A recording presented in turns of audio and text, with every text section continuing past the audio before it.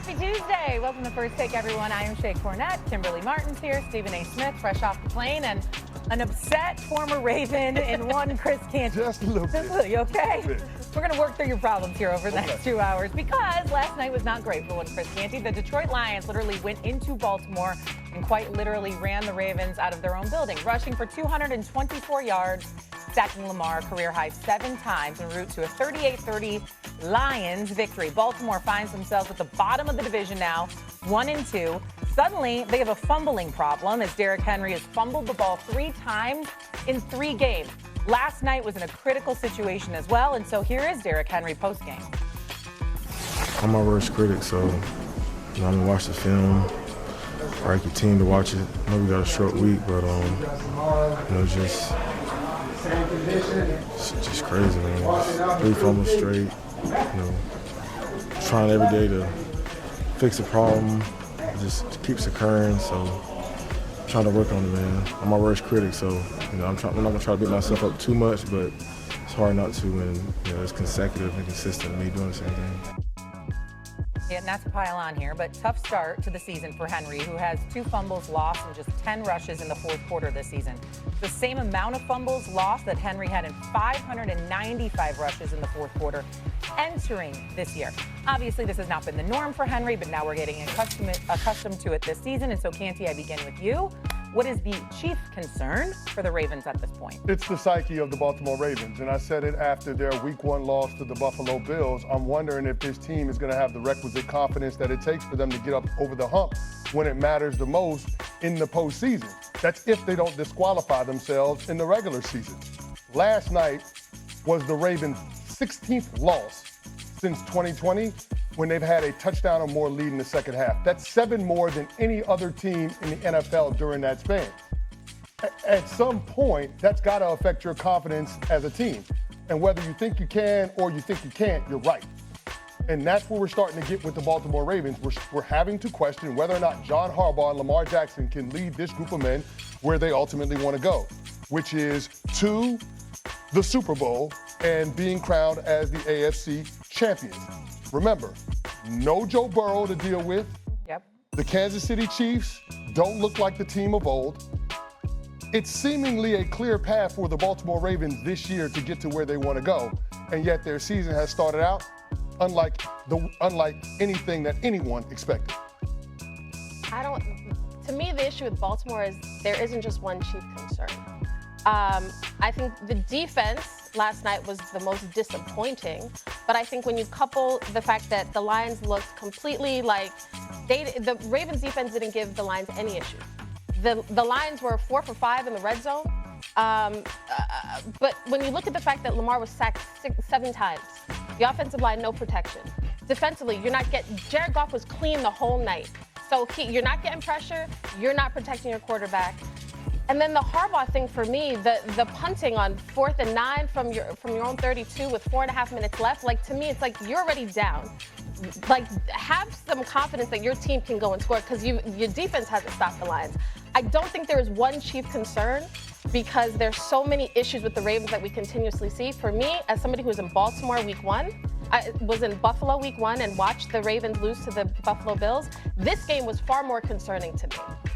And that, to me, is a big issue. Well, you were in Buffalo the opening week. I was in Baltimore last night. I'm still sleepy, but it's good to see y'all. Let me get this out the way right now.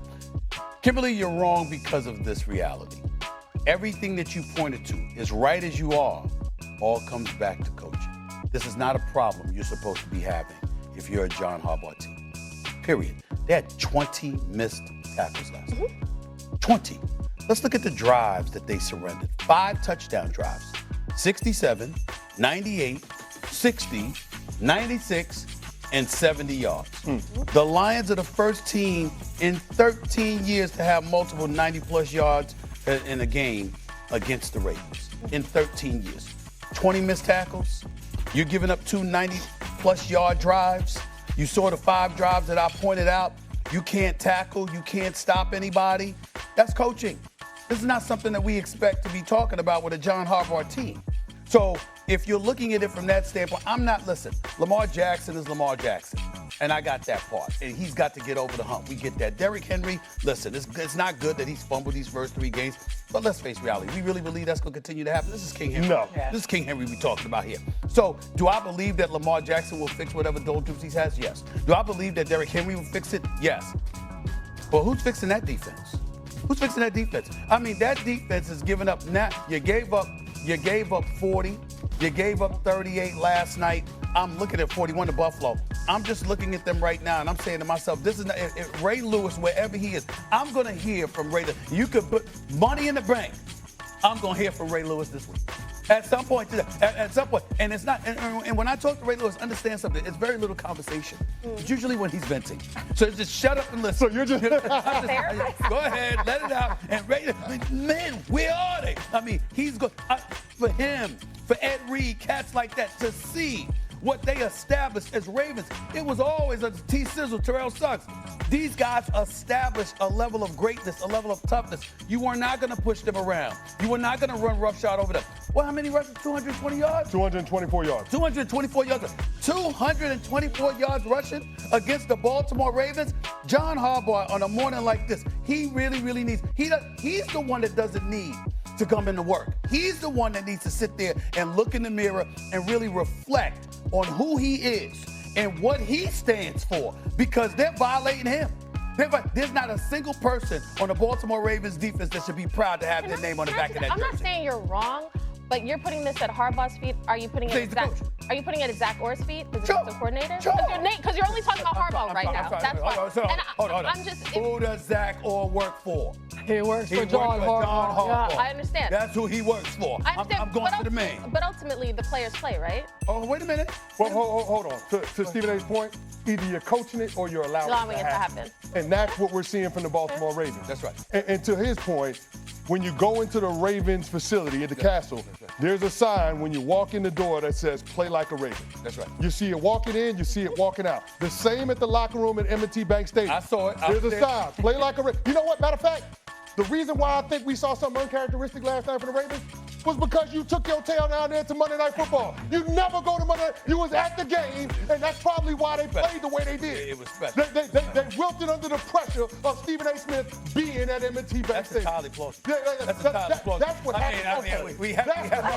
It's entirely plausible. I mean, listen, because you know the heat's coming. You see what I'm saying? And that might be what it is. They knew he was going to talk about him. Man's been at a million games at his life. But Stephen, in all seriousness, you're right. We do need to put John Harbaugh under the microscope. And I'm not sitting here saying that they're going to fire John Harbaugh. I know they gave him the contract extension. And he shouldn't be fired. Last year, but he's a proven program builder in this league. But I'm also going to acknowledge that if we can criticize Sean McDermott for not getting the Bills to the Super Bowl, if we can criticize Mike Tomlin for not getting the Pittsburgh Steelers to go on a deeper playoff run, then we damn well better criticize John Harbaugh. Especially when did y'all know? You got Lamar Jackson. And now you got King Henry, too. But Stephen A., that was my point. Mike Tomlin has the same amount of wins in the playoffs over the last decade as John Harbaugh. Mike Tomlin has more playoff appearances over the last decade